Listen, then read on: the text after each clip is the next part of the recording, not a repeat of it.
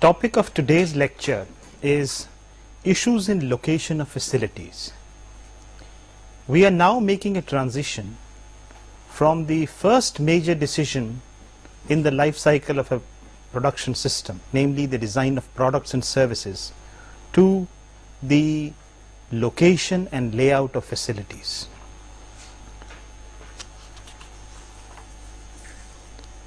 I think at the outset we must understand that decisions of location are strategic.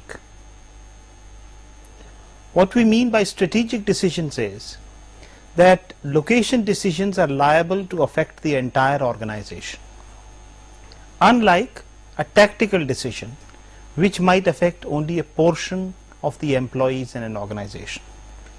If you decide to locate the factory at Gurgaon, everyone has to go to Gurgaon, and therefore it's a decision which is affecting the entire organization. Also, location decisions are operative over long time spans, which means that it's not easy to change the decision of location once you have decided to, for instance, locate a plant at Gurgaon. You can't say that day after tomorrow I'm going to change it to Bombay or to Chennai. It's not possible to do that. Whereas this decision therefore will stay with you for a long period of time, and moreover such decisions are difficult to reverse because the cost involved in reversing the decision is generally enormous, and moreover all such location decisions are capital intensive. So all these things suggest that location decisions ought to be taken very carefully after consideration of the variety of factors which are relevant for that particular decision. However, it is unfortunate that in many situations decisions of location are based on only a single factor, like free land is available somewhere and therefore the owner is tempted to set up the factory at that particular location, and he might find that he might regret over his decision, because later on he might find that he has to pay continued disbenefits of this particular decision over the entire lifespan. So the point that we are making is that because location decisions are strategic in nature, careful consideration of where to locate the manufacturing plant is actually required.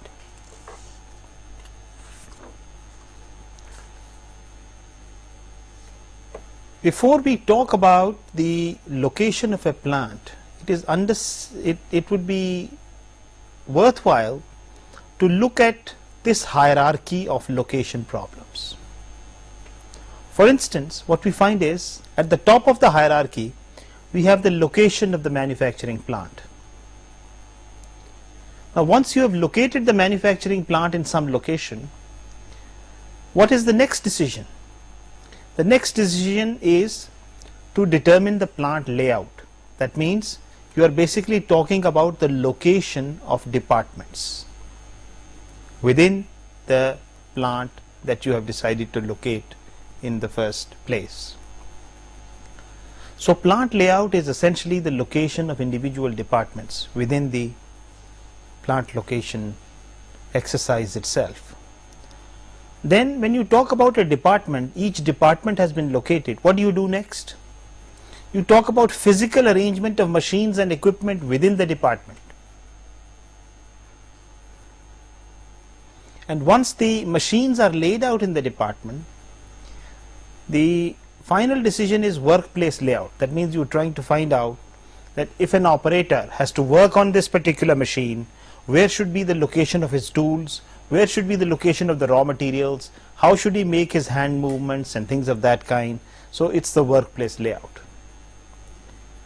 Do you notice any similarity between these various decisions? In fact, you would notice that all of these are actually location problems. The only thing which changes when you go from one problem to the other is the entity which you are trying to locate. Here the entity is the manufacturing plant itself, and you are trying to locate that. Here the entity is the individual departments which you are trying to locate. Here the entity is the machines and equipment which you are trying to locate. And here it is the tools and the raw materials and the seating space. These are the kinds of things that you are trying to locate. So recognizing this fact, in fact this problem of plant location, which is of strategic importance, the term used these days is facility location rather than plant location. If you took a course on production management, say 10 years ago, you would study things like plant location and layout.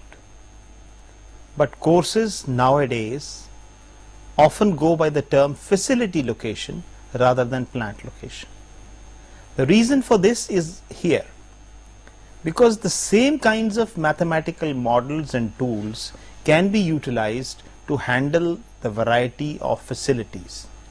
So you are talking about a generalized body of knowledge which deals with the location of facilities in general, and if you define the facility as a manufacturing plant, you are dealing with this problem. If you define the facility as a department, then you are dealing with the plant layout problem. If you define the facility as a machine or an equipment, you are dealing with this problem. And if you define your facility as the tools and the raw materials, you are dealing essentially with this problem. So it is the increased generality of location models and theories which has prompted this change to facility location rather than just plant location. But nevertheless, plant location is a problem of strategic importance, and this is the problem of at the operational level, the tactical level. You can change these layout decisions. It's difficult to change these decisions. So the term facility location, as we have just defined it, emphasizes the generalized approach that handles the variety of the above mentioned problems. So that's why we will be dealing with the facility location problem, and in fact we'll be talking about many of the generalized models that are available for dealing with facility location.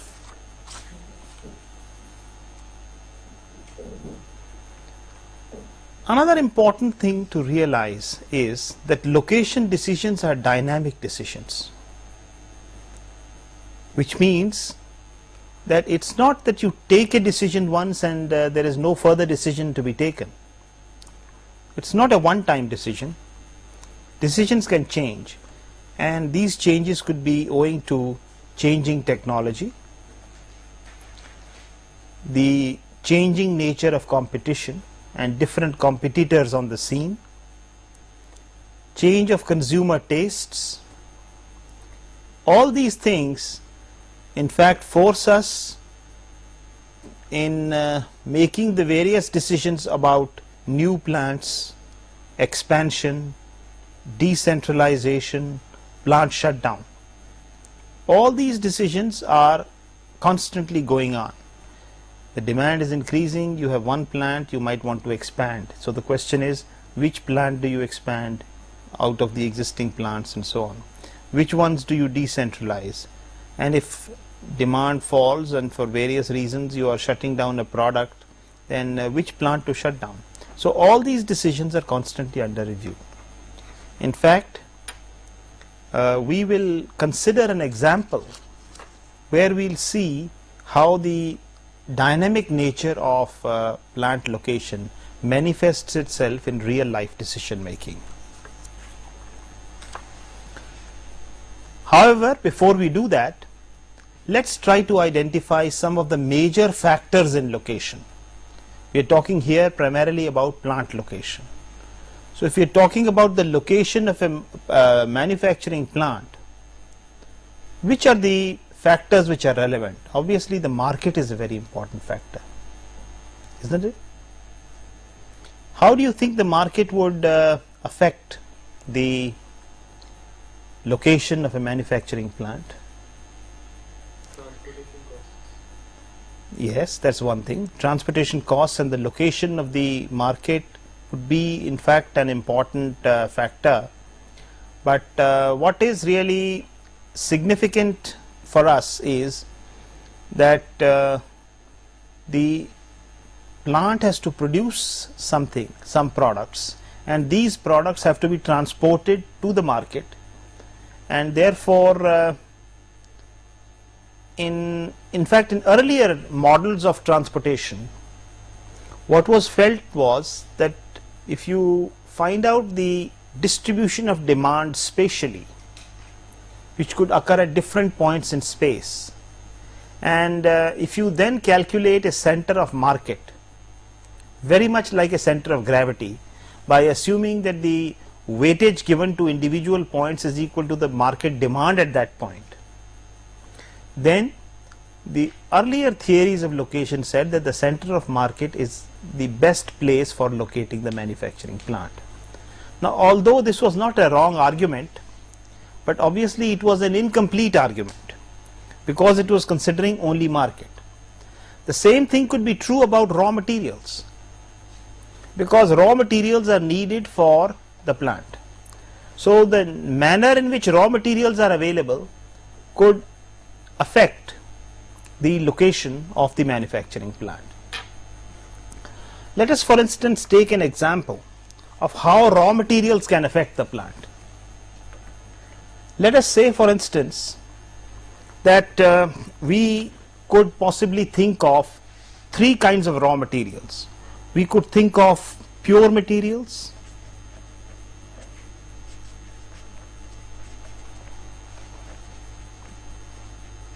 by pure materials we mean those materials which do not lose weight while the process is going on. Let's take for example a simple situation.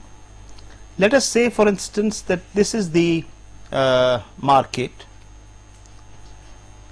and the raw material source is what we call pure materials. Pure materials means if I locate the plant here or here or wherever I locate the plant, would it make any difference to the cost of transportation?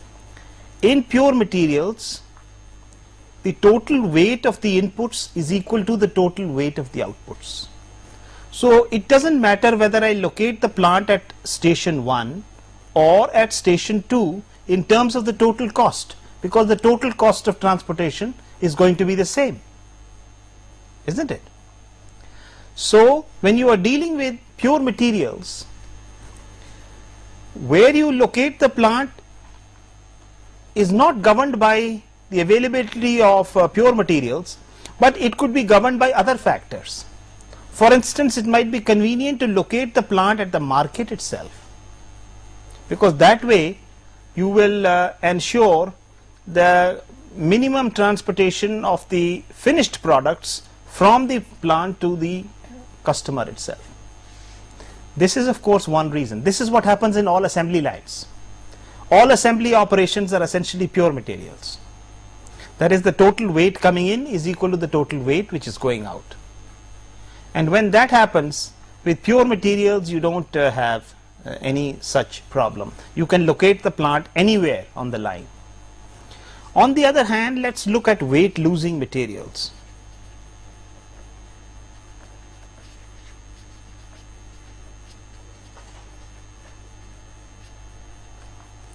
Weight losing materials mean that suppose the total weight of the inputs is 1 ton.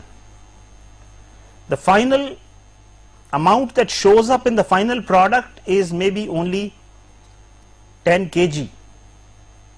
So you have a lot of materials will lose weight in that sense. Okay. So if you take the same example in this particular situation, what would be the best place to locate the raw material? Obviously the best place to locate the plant would be close to the raw material sources. So we have the raw material sources here, and what you find is, because this will minimize the total cost of transportation. This is the reason why steel plants all over the world are located at the site of the ore, because steel manufacturing is basically using weight losing material. You use lot of ore, lot of limestone, lot of coke, and ultimately the product that you get in weight terms is much less. So it's always preferable to locate the plant at the site of the raw materials. So although here it didn't make any difference, but in weight losing materials it makes all the difference. A third category of raw materials may be what we can call ubiquities.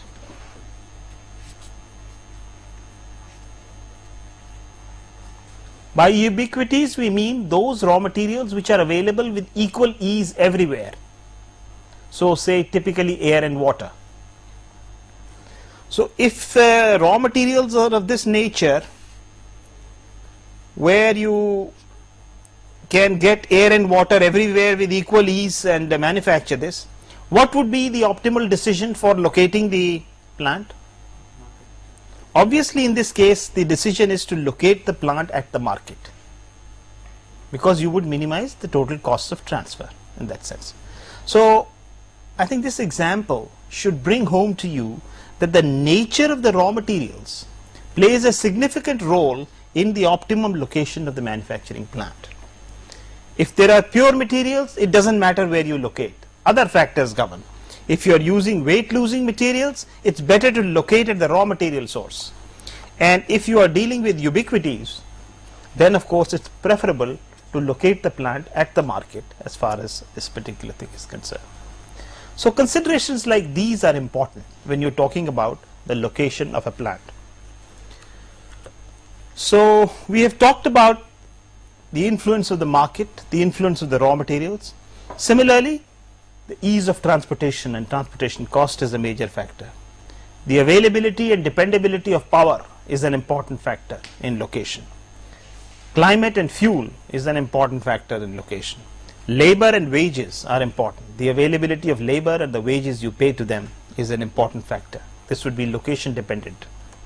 Laws and taxation could vary from one site to the other. So these could be factors that might be important for determining the location. Community services could be important when you're trying to find out the best location decision. Water and waste, the availability of water and the capacity to deal with waste products from your plant. This is, and government incentives. Government incentives are, for instance, the government might want to encourage industrialization of a particular state, and therefore it might announce a kind of package of benefits for entrepreneurs. It might say, for instance, that there is zero tax to be paid, or tax holiday for 5 years, or something like that. So those kinds of incentives could also determine where you want to locate if you have these various decisions.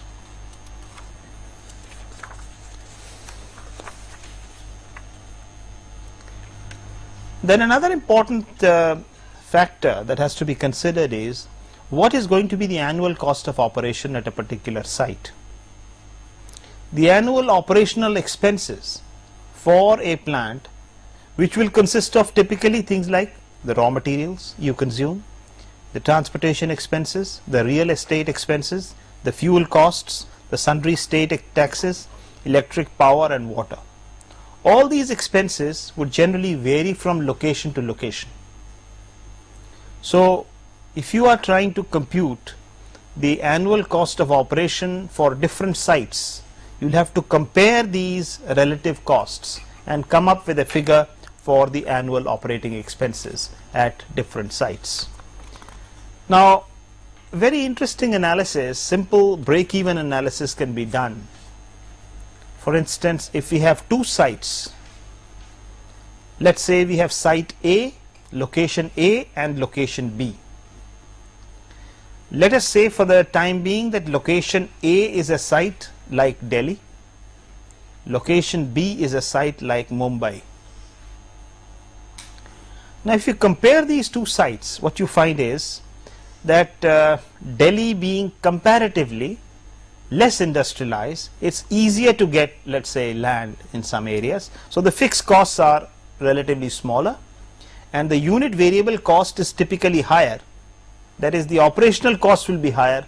Why? Because the infrastructure probably is not as strong to supply the raw materials and the various other components of cost. Similarly, in Mumbai, very difficult to get land, very expensive sites, therefore the fixed cost is higher in Mumbai, much higher, but comparatively the unit cost or the annual cost will be lower because a much better infrastructure exists for dealing with these things. So if you now compare this these two, you find that you get a break-even volume of production corresponding to this value. So the decision then is that if your volume of production is lower than this, you should prefer location A, that is Delhi. However, if your volume of production is greater than this particular volume, then you should prefer location B. So this kind of an analysis of fixed and variable costs can compare by taking into consideration the nature of costs at different locations to how you would determine the best location for all possible ranges of operation.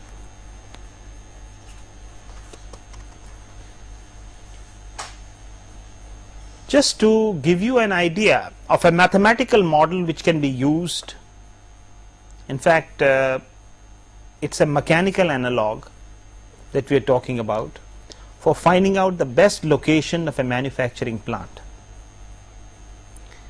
And of course you can solve this problem analytically also, but I think the mechanical analog is very interesting and instructive. This particular model that we are about to discuss is known as Varinon's frame after the inventor. So a Frenchman who designed this particular frame for finding out the best location for a manufacturing plant. The model for this particular case is shown here. Suppose we take a table, and on the table we drill holes corresponding to the raw material sources. Suppose there are in general M raw material sources. So R1, R2 and so on up to Rm are the locations of the raw material sources, and we have drilled holes in this particular table here. Then we talk about the markets. This product which we are talking about is going to be produced utilizing the raw materials from these sources, and the markets consist of a number of retailers or people who are going to buy this product. Let's call these markets as M1, M2 and so on up to Mn. So you drill holes corresponding to these locations. Then what we do is we take M plus N strings, धागा ले लीजिए, M plus N strings. When you take the M plus N strings, tie them to a common knot. So from the common knot all the M plus N strings are hanging. Then this is the place of the common knot, and you pass a string through each of these points. You understand? We pass a string through each of these points, and corresponding to each of these M plus N points we hang a weight W1, W2 and so on up to Wm plus N, say. We'll just discuss in a minute how these weights are to be calculated, but I think you should appreciate the general nature of this particular model. So having got the weights for this, then you allow the system to come to equilibrium. So assuming that there is no friction on the table, the point where the common knot comes to equilibrium, so this common knot will shift from here to here, right? You can leave it anywhere. Ultimately it will come to a point where the knot is stationary. So that particular point where the knot P comes to equilibrium is the optimum location of the manufacturing plant according to the Varinon's frame. That means you have discovered that this is the best place to set up the manufacturing plant. If you set up the plant here, raw materials are going to flow like this. The assumption is that the flow of raw materials to the plant and all these are Euclidean or straight line. So we assume that raw materials flow like this, and from this point all the product flows in straight lines to the market. So under this set of assumptions, this is actually the optimum point for the location of the manufacturing plant.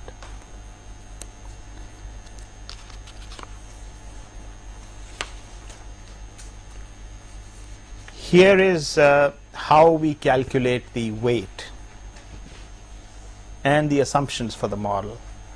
We have said that in the absence of friction, the common knot P of m plus n strings comes to equilibrium at the least cost location. Basically, what we have done in this model is that we have drawn an analogy. What have we drawn the analogy between?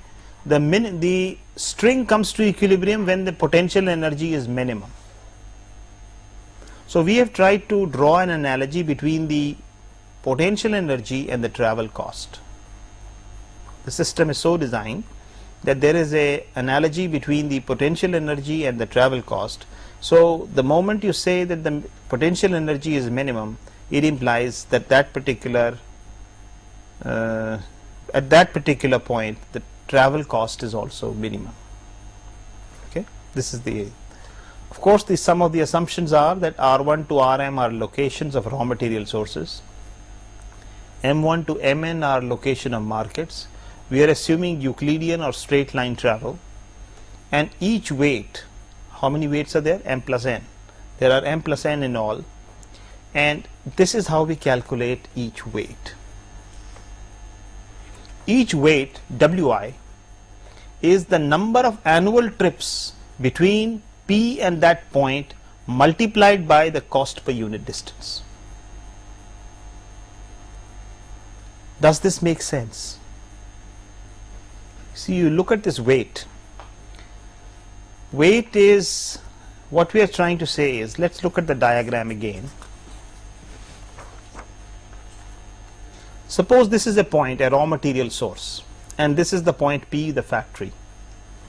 So what we are trying to say is that the number of annual trips, for instance, if this raw material is to be transported from here to here in trucks, and you expect on the average that there is going to be one truck per month. So in the long run, you are having 12 trucks floating going from R1 to P in a year. Okay, and then you say, what is the cost per unit distance? Because you don't know this distance. Cost per unit distance is like the rate. So you might say that as far as the truck is concerned, it will cost me something like 15 rupees per kilometer, something like that. If I go in a taxi, I pay maybe 6 rupees per kilometer, whatever it is, right? So there will be a rate associated with the thing.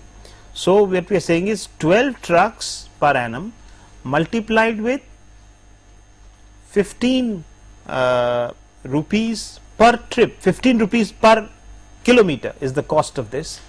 So 12 into 15 would become the weight that would be relevant for this particular thing. See, the advantage of this particular scheme is that it can take care of different modes of travel. For instance, if the mode from here to here is a train, the travel comes by train. So you know the train is how many rupees per kilometer on the average, multiplied with rupees per kilometer multiplied with the total number of train trips that you're going to make per annum, and so on. If this is going to be manually delivered, then again cost per unit distance of manual movement multiplied with the expected number of trips. So we take into consideration both the mode of travel and the frequency of travel. So shouldn't we consider the distance of travel? The distance of travel is automatically taken care of, but we are trying to find out this distance. Basically, that's what the optimization problem is. Ultimately, we say this is this multiplied with this distance and summed up for all these values should be a minimum. So this point comes out such that the total cost of transportation of both raw materials and finished goods is minimized. So this is a model which can actually give us some insights into some of these things. Now, as we said, that plant location decisions involve multiple objectives. We had a look at the kinds of factors that are involved. Some of these factors could be subjective, like labor attitudes. Some of these factors could be objective, like costs. Some of the factors could be intangible. Some of the factors could be tangible, right? And many of these factors would be generally measured in incommensurate units, right? For if you're talking about costs, total investment is measured in lakhs of rupees. If you're talking about annual costs, it's measured in rupees per unit time. And then if you're talking about labor attitudes, that's a subjective thing. So you can say cooperative, medium, and restive. That could be one way of classifying these. Now these are all in different units, so you can't add one to the other, and that's what we mean by saying that the factors themselves could be intangible and tangible and could be even incommensurate. So when you are evaluating different factors for plants, you have to consider these considerations and arrive at a possible scheme for evaluation of all the factors. In fact, what we will do in the next lecture is look at a decision matrix approach with proper evaluation of weights of factors and normalization of scores for ranking of alternative locations. And this is done through a case study which we will take up in the next lecture.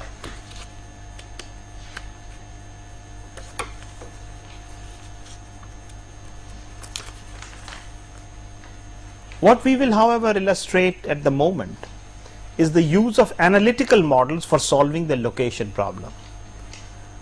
So what we will consider is a case study of a multi-plant operation and an example of plant addition.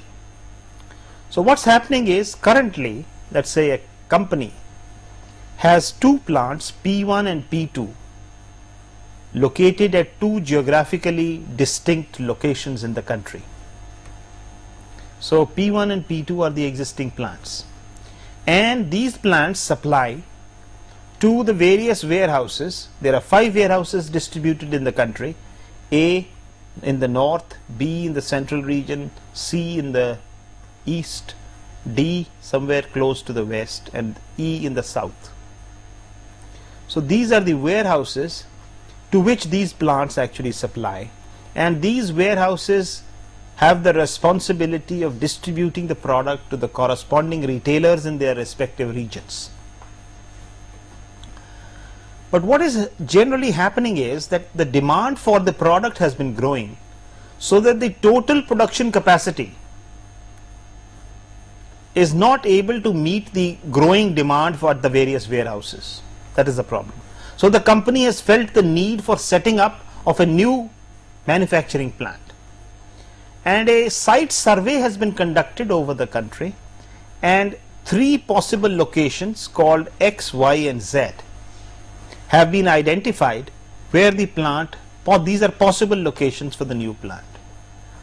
Basically, we are interested in finding out, as out of these locations, what would be the best location for the company to worry. So this is the statement of the problem for plant location.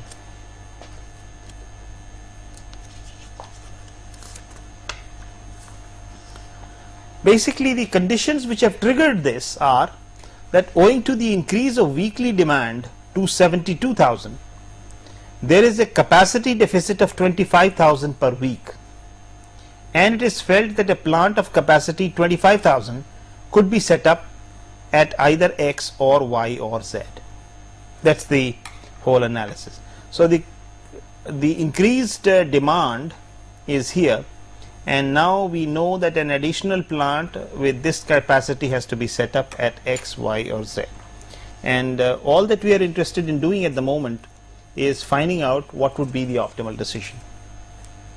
And when we consider this decision, we would need data rather than cluttering the entire table with all the data, I would just like you to appreciate that this would be the kind of data that is required, right? So for instance, it is known that the costs of transportation from plant 1 to A, cost of transportation from P2 to A, cost of transportation from the three potential sites X, Y and Z to A are estimated here, and the weekly forecast of demand is given. Similarly, all these columns would be estimated, and what you would have is ultimately you will have the capacity corresponding to these plants, which is the existing capacity, and we have already identified that X, Y and Z should have a total capacity of 25,000 to meet the increased demand. And of course you take the unit production costs at the various locations, because costs of production will vary from individual locations, from P1 to P2 to X to Y to Z, because of the various factors like raw material costs and so on, which will vary. So this would be the nature of the problem data that you would be dealing with. So we assume that we have this data, and we'll see how we would carry out the analysis. See, what you have to do is basically look at the problem in terms of, suppose we set up the plant at X, then our possibility would be we'd have an existing plant at 1, plant at 2, plant at X, and our warehouses are these.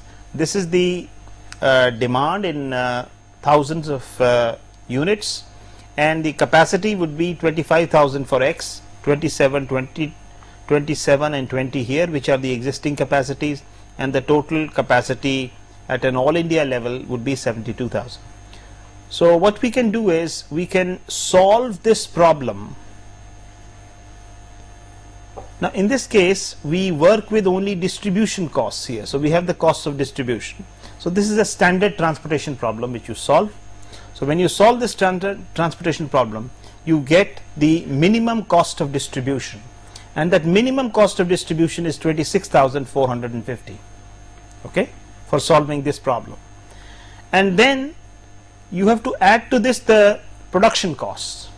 The production costs of at P1 of producing so much, at P2 of producing so much, and at X of producing so much. So the total production cost is here, and the total cost for this option, if I set up the plant at X, will obviously be 218,950, which considers both the production costs and the costs of distribution, rather the optimal costs of distribution.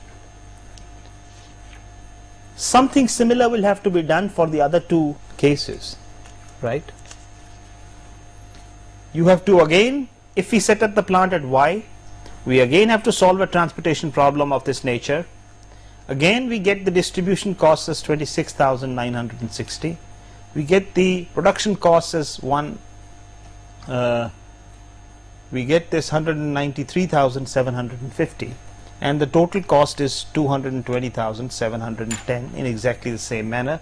And this is the optimal solution, which specifies that of the total production of P2, for instance, 20 units, 10 should be sent to A and 10 should be sent to E. And similarly, the total production of P1, we have 19 should be sent here, so on.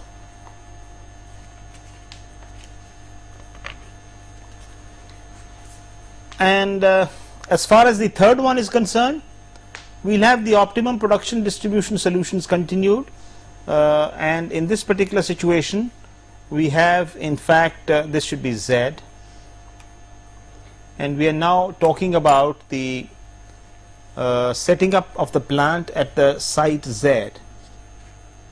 So again we solve a transportation problem of the same nature, and we get this cost. And it so happens, now you compare the three costs, and it so happens that the total cost of production and distribution is minimum at site Z. This is the minimum, so hence we choose the plant at site Z. Okay, so this was a fairly simple approach to determine where to set up the plant, considering both the costs of production and distribution, and evaluating for each of the options what the total cost is likely to be. Okay, so we have determined this. So this is a case of a plant addition. in that sense of the term. Now, as we indicated earlier, let us carry the case a little further and say, suppose the plant has been set up at site Z, and suppose it is operating for a year or two, and then demands are always dynamic in nature, and let us suppose now that the demand falls. Okay, we're talking about locational dynamics. So we are saying essentially that suppose the third plant is set up at site Z. After some time, demand drops from 72,000 to 56,000 per week. That means we have now planned our plants for a total capacity of 72,000. But there is a fall in demand, and the new demand is now only 56,000 per week. So the question now is not which plant to add, but which plant to shut down, and which plant to run at partial capacity. These are decisions. These are also location decisions. So let's see how we can answer this particular question when the demand drops and we have already 3 plants in operation, 1, 2 and Z, and now we want to find out which particular plant to shut down. Basically, the alternatives before the management are these 4. They can say run all plants at partial capacity. Okay, I mean, you don't produce everything, you produce partial capacity. So we'll find out how much each plant should produce to minimize the cost. Or you have these 3 plants, so you can try to shut down plant 1, and if you shut down plant 2, you might have to use overtime in the other plants to meet the demand.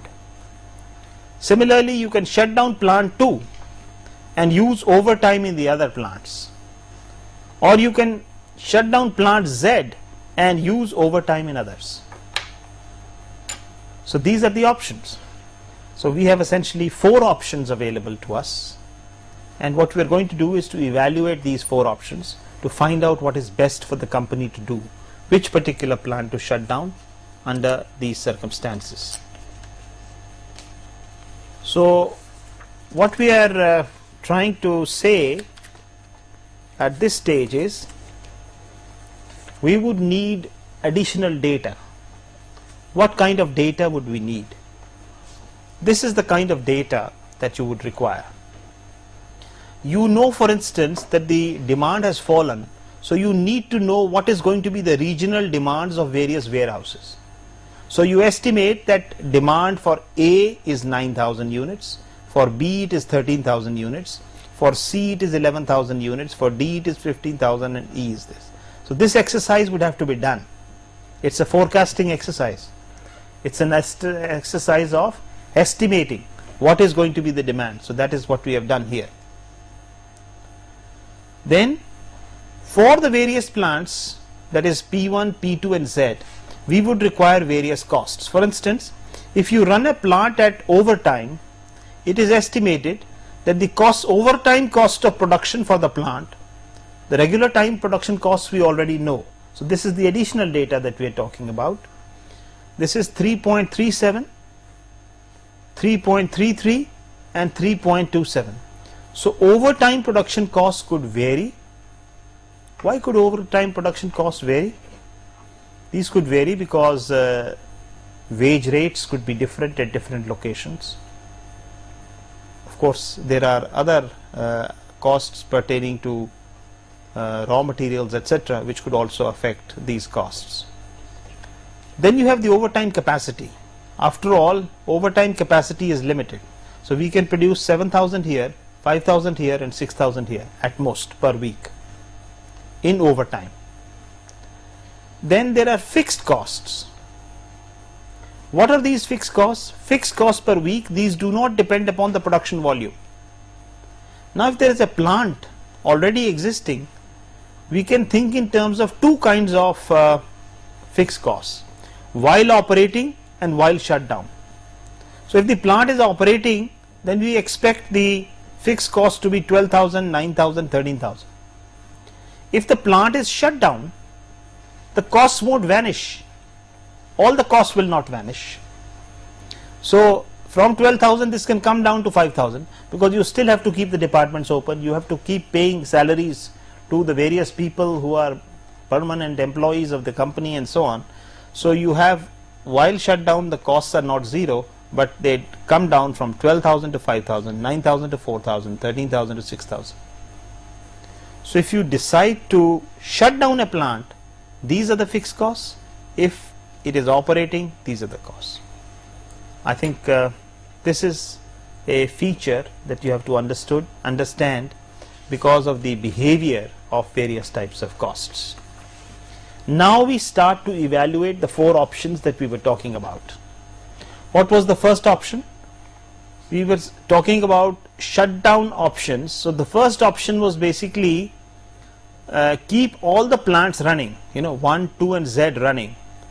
So when you run or keep all the plants running, and you have the these are the capacities of the plants, and these are the demands at the various warehouses, you again solve a transportation problem, so you get this kind of solution. You solve this problem and you get a solution.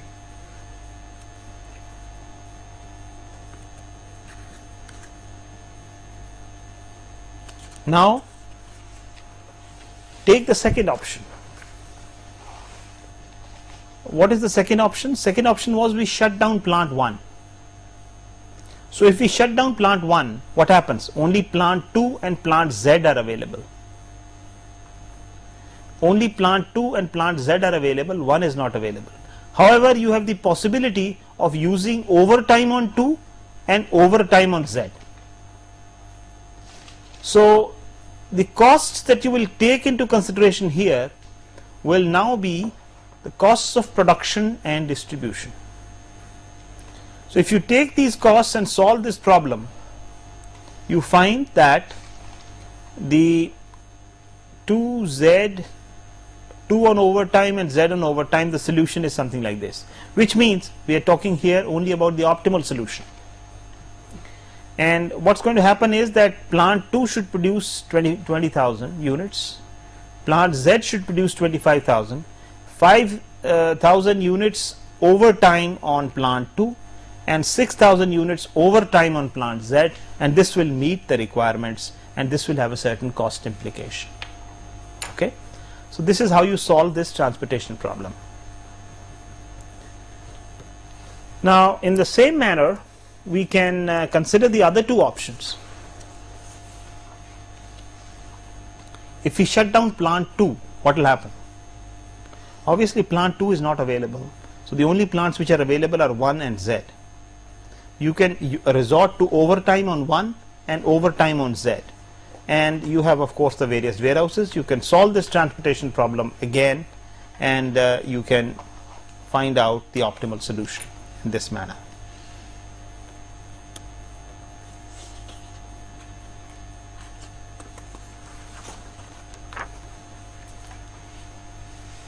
Similarly, we can evaluate the situation where we shut down plant 3.